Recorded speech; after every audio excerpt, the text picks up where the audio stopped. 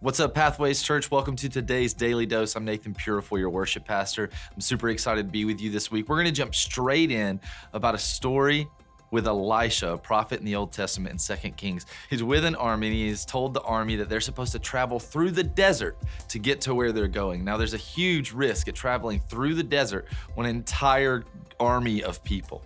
So at this point, they've been traveling for 7 days, and now they have no water. They have no water for the men in the military. They've got no water for the animals that they've been traveling with.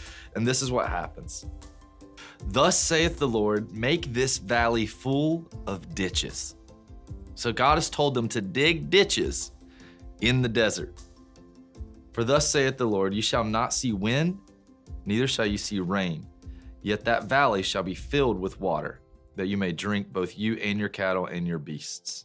And then we'll jump straight to verse 20. And it came to pass in the morning when the meat offering was offered that behold, there came water by the way of Edom, and the country was filled with water. So they've been traveling through the desert. God told them to dig ditches in this dry land. He's like, you won't even see the wind. You won't see the rain. There's not going to be a storm. All of a sudden, there's just going to be water. You know what?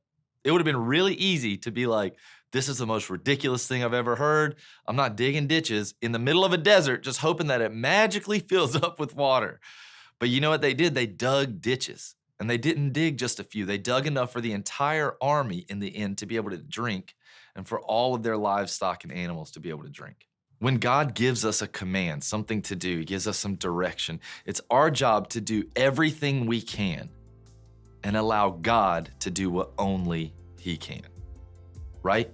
Sometimes that just means digging ditches. When we dig ditches, even in desert moments, even in places where it seems like there's no life, there's no water, there's no hope, there's no joy, it feels like we're digging ditches because we're making space so that God can fill it.